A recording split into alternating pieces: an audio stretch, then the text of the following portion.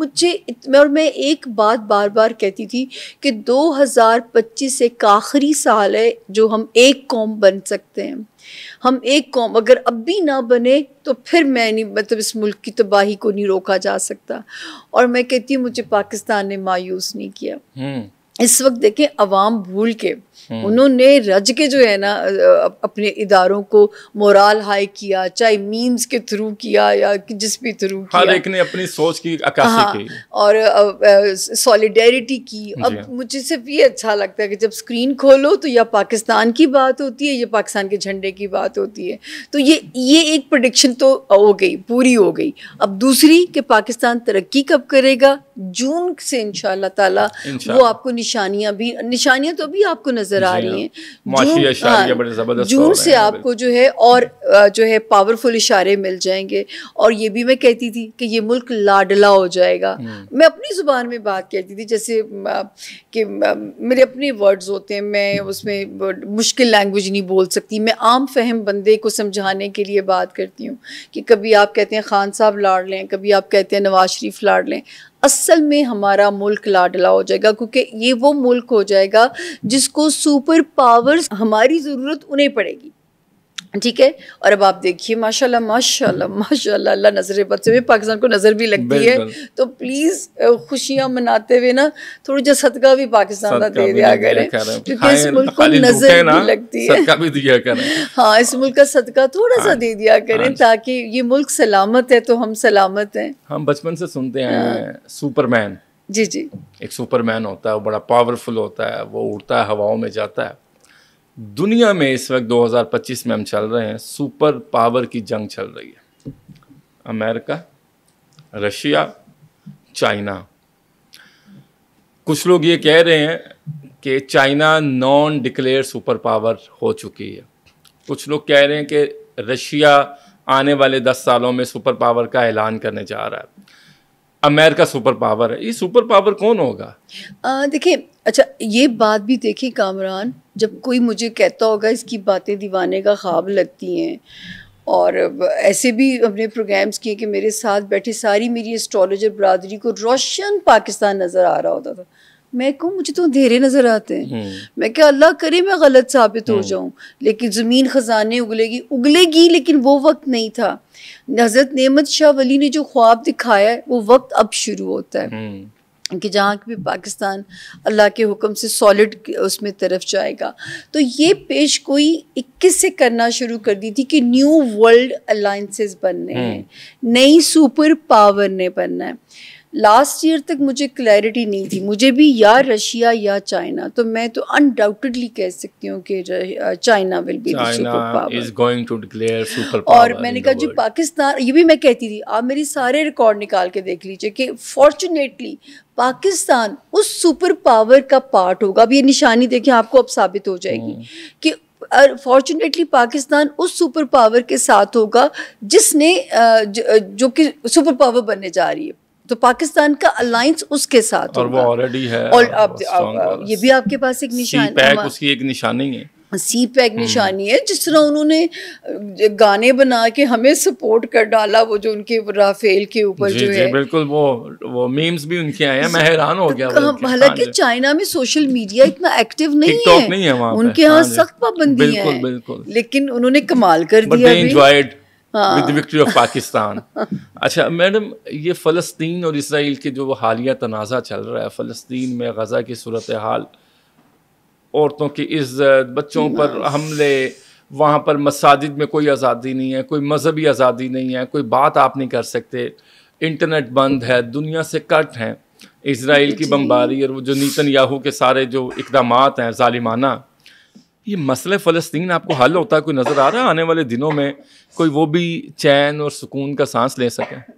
नहीं कामरान, अब तो बल्कि आप ये कहते हैं हल होने की तरफ, अब तो ये बिगड़ेंगे तो उस तरफ जाएंगे कि जहाँ मुसलमान एक होंगे, उम्मत मुसलमान एक प्लेटफॉर्म पे इकट्ठी होगी। अब तो वो टाइम आना है, जंगे लड़नी है बस। हूँ तो तुसी तैयार हो जो, कमर कस लो। मुझे अफसोस सिर्फ ये कि हमारे बच्चे बेचारों ने कुछ नहीं देखा। हमने तो फिर अच्छे दौर देखे हैं, हमने पीसफुल दौर देखे हैं, हम तो बड़े अच्छे दौरों से होके आ रहे हैं। आप लोगों ने कुछ नहीं देखा कि या धमाके देखें जहाँ जो है हमने टिकटॉक पे ट्रोलिंग देखी है जिसकी आप बात कर रहे हैं। वही ना, तो जो है ये अब इसके लिए कमर कस लें आप लोग। क्योंकि हम इंटरनेशनल अफेयर्स पे बात कर रहे हैं तो एक शख्सियत मेरे जहन में है, डॉक्टर आफिया सिद्दीकी। उसके बारे में, उनके मुस्तकबिल के बारे में आप क्या कहती हैं? देखिए मैं ना, मुझे कभी किसी ने उनकी बायोडेटा नहीं मेरे पास आया कि मैं उन पे बात कर सकूं। मुझे मैं जहाँ मैं नहीं कर सकूंगी। बिल्कुल ठीक है, ये सबसे अच्छी बात है आपकी। अच्छा हम चलते हैं मैडम, ये जो हालिया भारत ने इकदाम किया और जंग पाकिस्तान पर मुसल्लत की, उसके बाद उसको मुंह की खाना पड़ी है और मोदी का हिंदुत्व नज़रिया पाश हो गया, वहां पर रैलियां निकाली, लोग गालम गलोच कर रहे हैं कि इन्होंने क्या लेकिन किया। एक बात बताऊं, ये 1 मई को शो मेरा ऑन एयर है जिसमें मैं होमवर्क करके गई नरेंद्र मोदी के जायचे के ऊपर। तो उन्होंने मेरे से बिगिनिंग की। उन्होंने कहा, हमारे पास बिलाल साहब थे, तो मैंने कहा जी पाकिस्तान के लिए खुशखबरी है कि मोदी अपने ही बुरे वक्त में फंसने जा रहे हैं।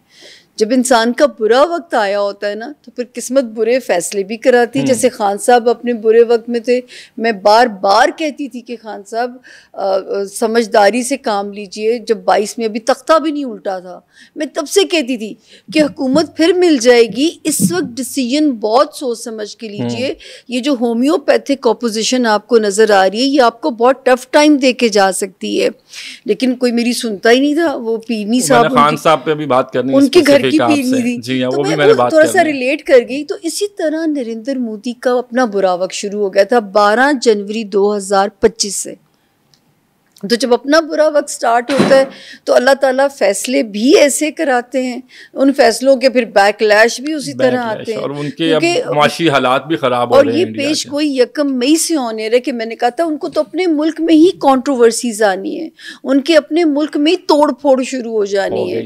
और अच्छा मैम मुआशी हालात भी खराब हो रहे हैं, वहाँ की जो मार्केट्स हैं, स्टॉक मार्केट्स क्रैश कर रही कंटिन्यूअसली।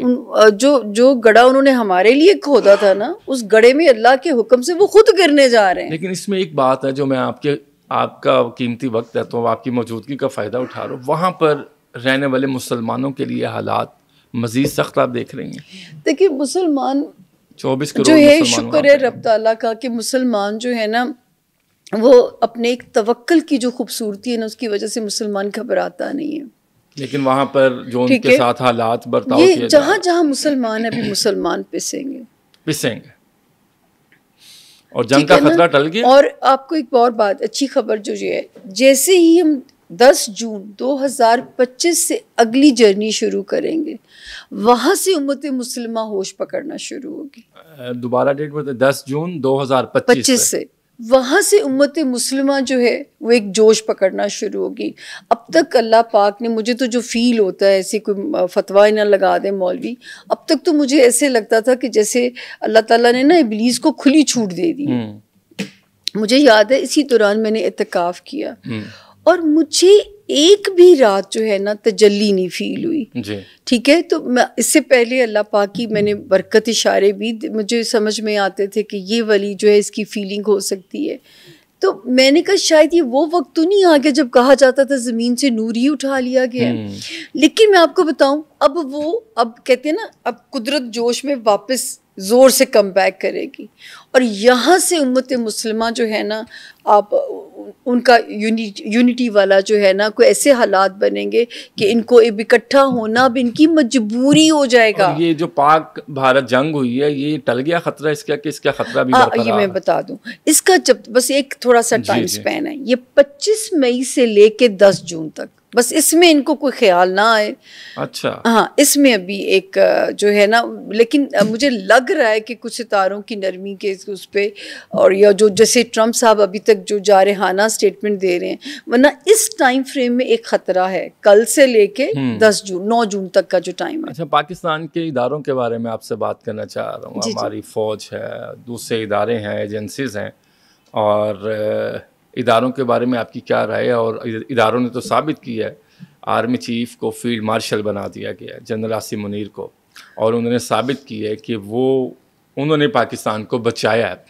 हमारे शहदा हैं, फ़ौज जाने दे रही है, और इंडिया के साथ जो उन्होंने कर दिया, तो आप आगे सैयद आसिम मुनीर को क्या देख रही हैं फील्ड मार्शल के बाद? पाकिस्तानी फ़ौज का रोल क्या देख रही हैं बैनुल-अक़वामी हालात के तनाज़ुर? अच्छा कामरान, एक तो ये हुआ कि आपने बहुत देर से ढूंढ रहे थे, वरना आप ब्रेकिंग चलाते जैसे बाकी चैनल्स ब्रेकिंग चला रहे हैं, तो ये पेशगोई आप तक पहुँचते पहुँचते मुझे देर हो गई। 2022 में मेरे पास डाटा आया 6 जर्नल्स की डेट ऑफ बर्थ का। मैं आपके पहले भी एक प्रोग्राम में जिक्र कर चुकी हूँ। जैसे मुझे क्रिकेटर्स का आता है, और अब तो हम नाम भी ले सकते हैं,